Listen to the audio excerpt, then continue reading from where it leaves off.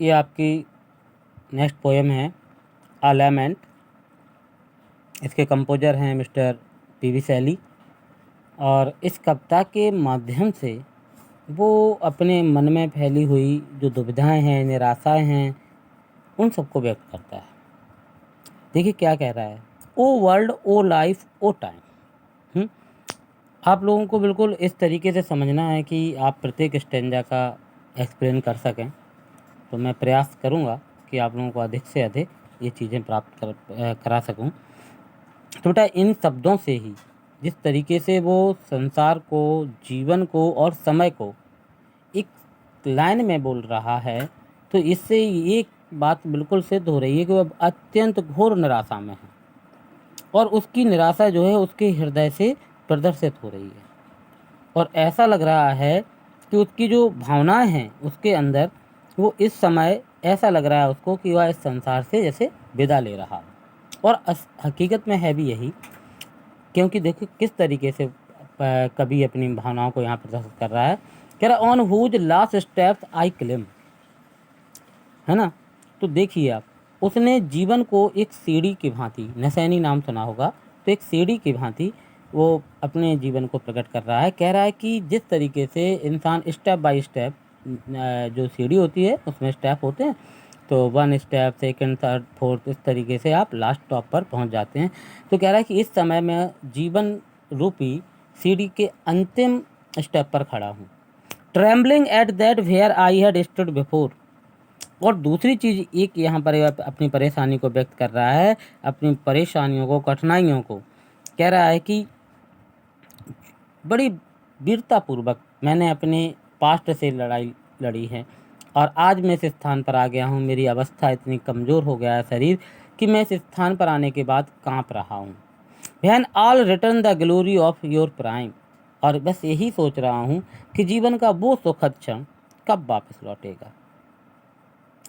जब मैं इस तरीके से कमज़ोर नहीं हुआ करता था, कमज़ोरियाँ मुझे नहीं सताती थीं, किसी प्रकार की परेशानी नहीं थी, और आज से पहले वो कह रहा है मैंने ये सोचा भी नहीं है कि मेरा एंड आने वाला है, जीवन समाप्ति की ओर है, ऐसा मैंने सोचा भी नहीं था। तो ये सोच रहा है वो कि वो जो प्राइम समय था, आज से बहुत समय पहले मैं इस तरीके से नहीं काँपता था, तो वो वाला समय मुझे कभी वापस मिलेगा क्या। आगे बोलता है नो मोर, अब नहीं मिलेगा। ओह नेवर मोर, यह समय अब जीवन में कभी भी वापस लौट कर नहीं आएगा। हम धीरे धीरे अपनी अवस्था जैसे हमारी बढ़ती चली जाती है, तो वो सारे एन्जॉयमेंट जो हम पहले कर चुके होते हैं वो फिर हमें प्राप्त नहीं हो पाते हैं।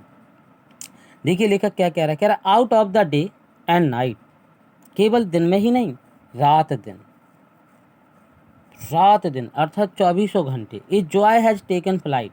एक ऐसा समय होता है इंसान के समय में, इंसान के जीवन में, युवावस्था का, कि जब आप 24 आवर एक अनोखी अद्भुत ऊर्जा से भरे हुए होते हैं, ऊर्जावान बने हुए होते हैं, तो वो ऊर्जा आपकी वृद्धावस्था पर नहीं दिखाई देती है। तो उसी के लिए वो थोड़ा पॉइंट कर रहा है। कह रहा है कि वो समय कैसा था जब पूरे दिन रात 24 घंटे मेरे अंदर एक नई ऊर्जा, प्रसन्नता उड़ान भरती रहती थी। Fresh spring and summer and winter fire. बसंत के मौसम आते थे, गर्मियों के मौसम आते थे, हैं जाड़े आते थे, जाड़े मीन्स सर्दियाँ, हैं कड़कड़ाती हुई सर्दियाँ, इन सब का हम लोग कितना आनंद लेते थे। Move my faint heart with grief. जब मैं उन सारी चीज़ों के बारे में सोचता हूँ, उस समय के बारे में सोचता हूँ, किस तरीके से उसको एंजॉय किया था, उन सारी बातों को जब सोचता हूँ, तो मेरा जो हृदय है वो दुख से भर जाता है। लेकिन व्हाट विद डिलाइट, लेकिन एक प्रसन्नता भी चेहरे पर आ जाती है।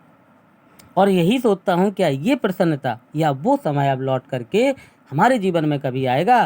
तो हृदय से आवाज़ आती है नो मोर, ओह नो नेवर मोर। अब वो समय हमारे जीवन में पुनः वापस कभी भी नहीं आएगा। ओके बेटा, आप लोग कोशिश करिएगा कि थोड़ा सा इसका या इस स्टैंजा का एक्सप्लेन करने का आप थोड़ा प्रयास कीजिएगा। और अगर कहीं पर मेरी आवश्यकता होती तो निस्संदेह आप लोग मदद मांगिएगा। हम आप लोगों की मदद करने के लिए ही हैं।